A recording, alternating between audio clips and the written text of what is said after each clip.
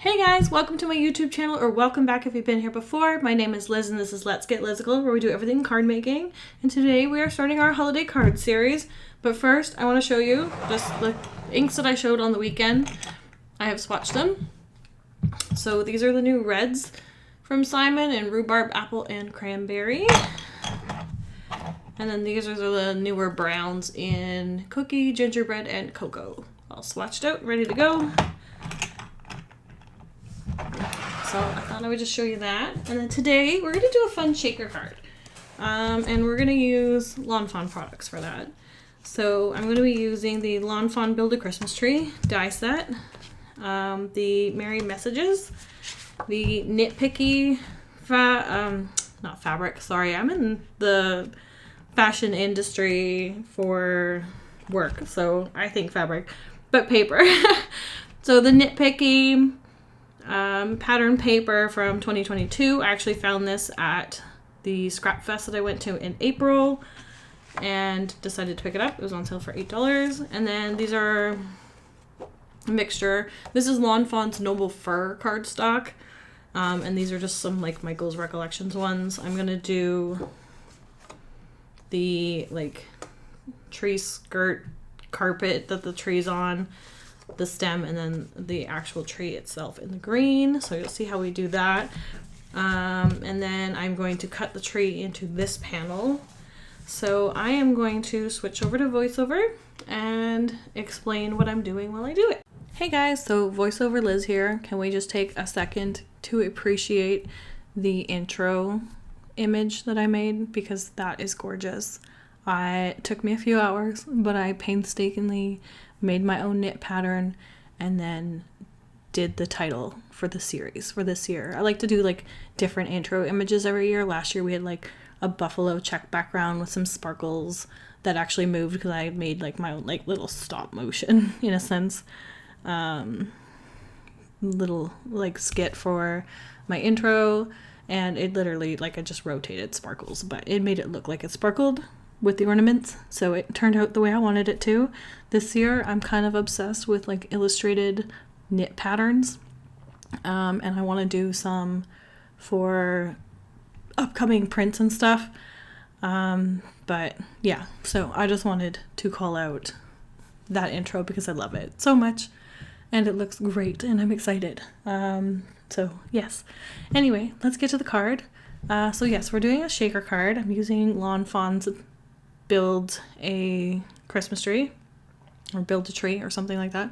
And instead of layering up the way you're supposed to do it, I decided to use it as a negative and make it into a shaker. So I'm kind of using the silhouette of the die instead of all the pieces.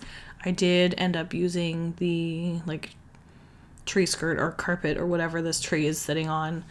And then I cut the trunk out of it just so it would sit around the tree. And then I'm going to be inlaying the tree trunk to the acetate afterwards.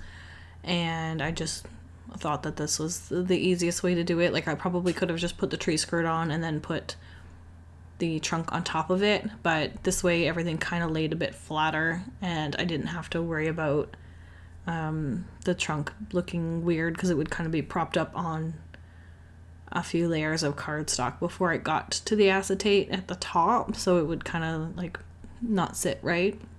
So yeah, so I just cut it out. It was easier for me.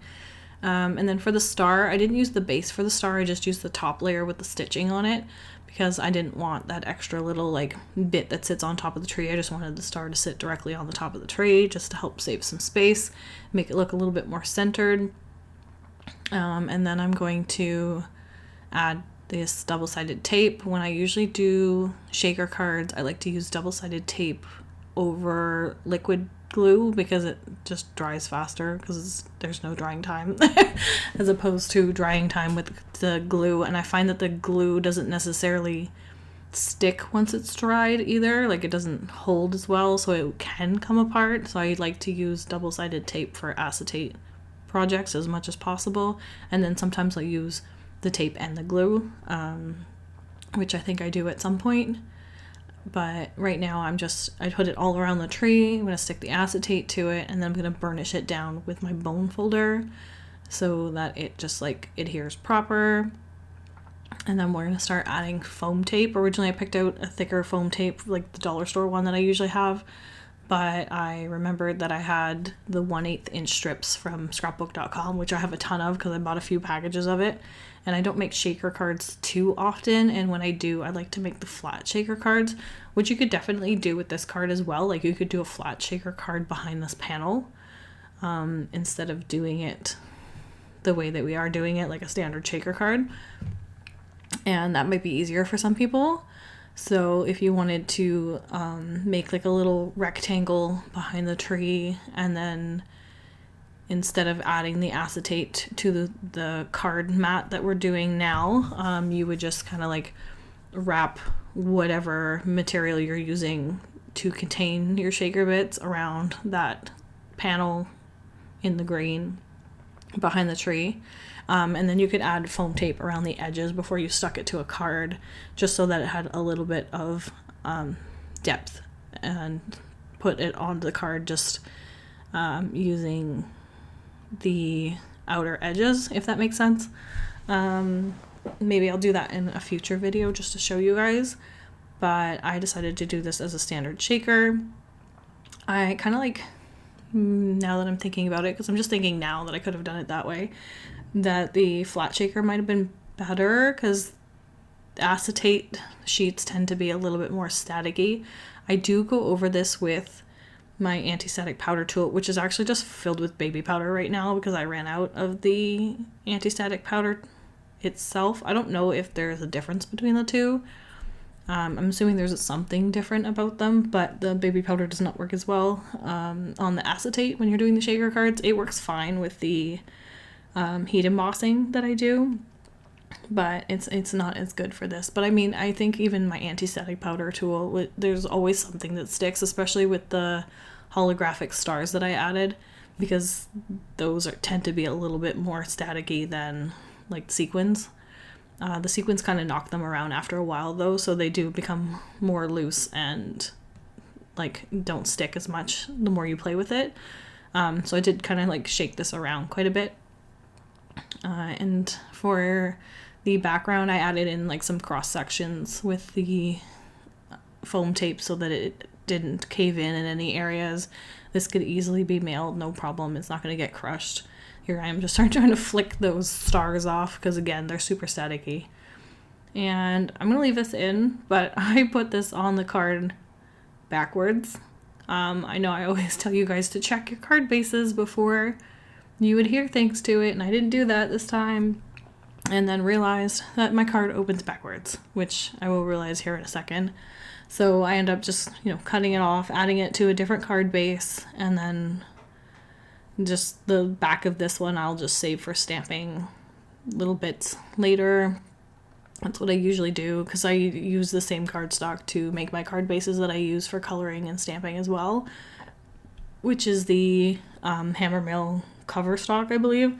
It's always linked in my description from Amazon. It's fairly expensive, but it's definitely worth the price, and it lasts me quite a while because I get a package of, it's like $2.50, so technically you can make 500 card bases out of it, or like I do a mixture of card bases and coloring, and then sometimes I do different size card bases, so sometimes it takes up a little bit more, but I usually get quite a bit of use out of it. I haven't made as many cards this year as I do normally, I think, especially for Christmas. And is anybody else slacking on their Christmas cards? Because I'm severely slacking. It's like 1 month before I have to give them out to my family members to give away as well, because my mom and my sister buy quite a few from me, so I need a bit, and then I need to, like, my own to give away. So I made 4 cards with next Monday's video, which originally I was planning on doing only 2, but I did a few examples off screen and then I did a few in the video, so I'll just share those videos or those photos anyway for those bonus cards on my Instagram and Facebook the day after that video comes out, just as a bonus, which you guys would get all month long. I'm going to try to post my in-between days with either cards I've done in the past or just other ones I've not filmed. So if you're not following me over on Instagram or Facebook, be sure to do that so that you get the extra inspiration if you are also slacking on your Christmas cards and need to make some. I mean, this one's not mass producible. Well, it is mass producible, but I wouldn't recommend it just because it takes so long and so many materials and stuff. So if you're going to crank off a few of these, maybe do the flat shaker option on the inside instead. It might be a little bit faster. And then again, like I probably would mass produce these 2 at the most. I just did the 1 for this one, but I have other cards in the series that are definitely much easier to make multiples of.